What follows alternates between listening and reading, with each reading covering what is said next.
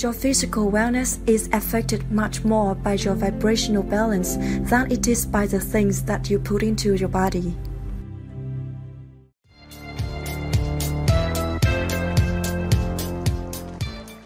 If we were standing in your physical shoes, first thing in the morning, we'd carve out a little bit of time, 15 or 20 minutes, to just quiet our mind, just to do our best to allow thoughts to subside, to focus on breathing or listen to the dripping faucet, or Esther likes to listen for the sound of the air conditioner in the room if there is one, just something. Her swimming pool makes a lot of noise, so she can focus on that, the sound of that water falling into the pool, just something that's steady and not too distracting. And as you focus on it, what happens is your active thoughts will become less and less and less and less active until there will be little or no active vibration going on within you. And as that happens, your vibration rises, and the physical sensation to you is, sometimes it's a feeling of detachment, sometimes you might feel a little movement, sometimes you might translate it into an emotional state such as bliss or really feeling good. But what it really is, if it's really effective, is a feeling of detachment from what you are. If you're really there, you may not be able to identify the difference between how your foot feels and your nose feels. You just feel like consciousness and the identifying parts of your physical apparatus are unavailable to you or unimportant to you.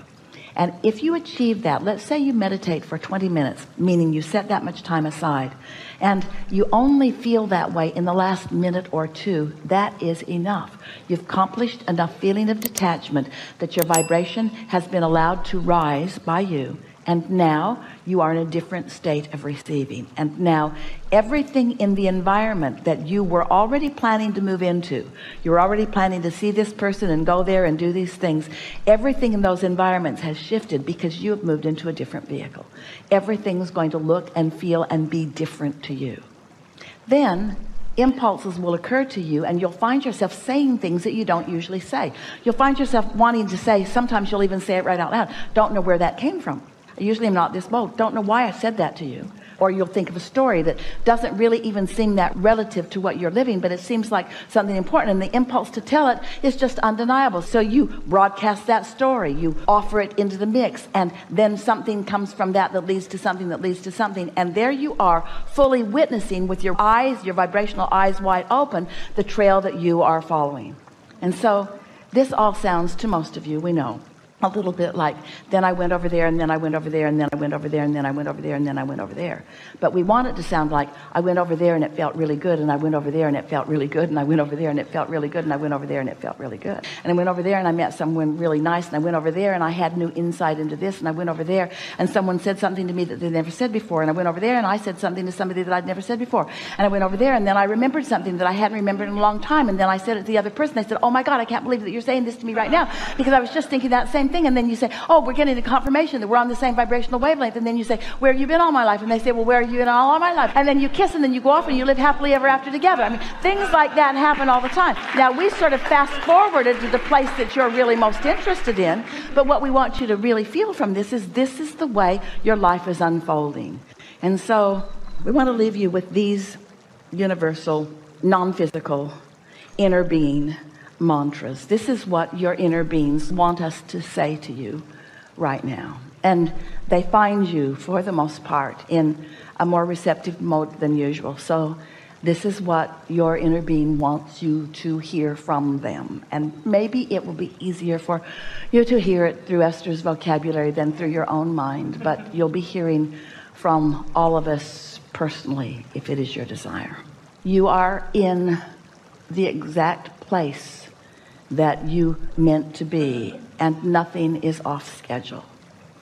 Nothing is remotely wrong. Everything is right on track. And from this point forward, your conscious awareness of your motion is going to be a keener experience that you will each understand. There are a lot of people in this world that are here with you, and not any of them came to please you, but many of them will.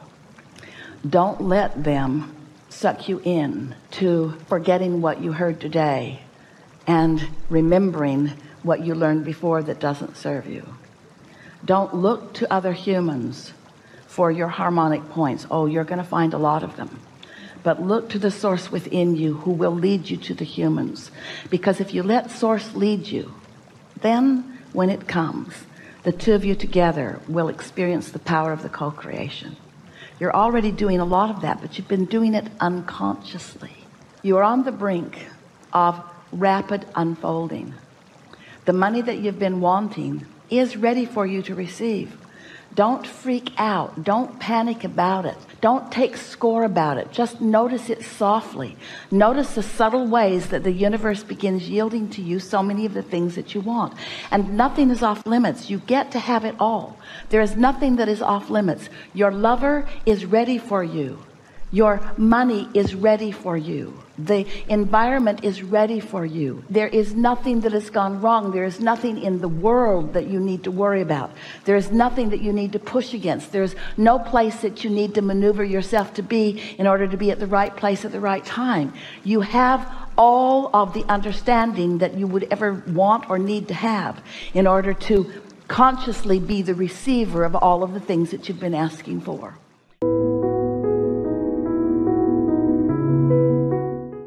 Your desires will never end. You're not ever going to feel satisfied. With each new thing that you allow into your experience, more will unfold. And people who don't understand, who begin to watch you, will wonder if you are not a little greedy as you begin to allow what will look to them like more than your fair share of abundance into your experience.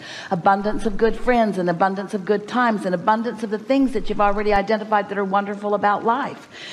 You must understand that it is supposed to be that way for you. You are meant to thrive. You came to be the creator of your own reality, and not one of you said, I'm going to create one I won't like. Not one of you said, I'm going to go create a reality and I'm going to hold myself in deprivation and sacrifice. Not one of you said that or meant that. You've just stumbled into that conclusion because you couldn't find your way out of the egotistical entanglement of the Cheesecake Factory menu that you think is what your life is all about. Are you sort of getting what we're getting at? And so as you leave the building and as you move out into your greater world, and as you begin playing with the people that you're accustomed to playing with, just radiate. You can't help it, but just radiate who you are. And don't spend any time in the next few days trying to explain to anybody anything that you're about. Because if you take the essence of what we've been talking about here and you try to explain it, these would be the accurate words that you would say to them, and it will not go over well with any of them. But these are the actual words that you would take away from this gathering. Dear one, I've decided to please myself a whole lot more than I have been. And while I love you, I'm going to leave the pleasing of you to you for a little while. I'm not going to stand on my head in any ways or jump through any hoops in order to get your approval or even your attention. I'm just going to give my undivided attention to me in the world, and I'm going to do my best to bask. And if anybody asks further, you might tell them some of the other things about focusing and isolating. I'm going to pay attention to how I feel, and that's going to be the reason that I spend time with anybody. I'm going to be with those who are really fun to be with. I'm going to be with those that I enjoy the conversation with. I'm going to let all of my choices be about how it feels to me. And I love you so much, but I'm going to look to you like the most selfish person that has ever walked this earth, because I'm going to be the most selfish person that has ever walked this earth, because I finally understand that in my selfishness, when I'm so selfish that I must be in connection with all that I am, then and only then will I have anything to give to anyone. And I'm not saying to you that I'm turning away from you. I'm saying to you that I'm going to tune into who I really am and really get good at that, and then I'm going to give you attention that you're really going to like. But in the meantime, go away and leave me alone. There is so much love for you now. And for now. Every day, your cells are reclaiming balance at such refined and subtle levels that most people are completely unaware of the power and intelligence of their cellular bodies.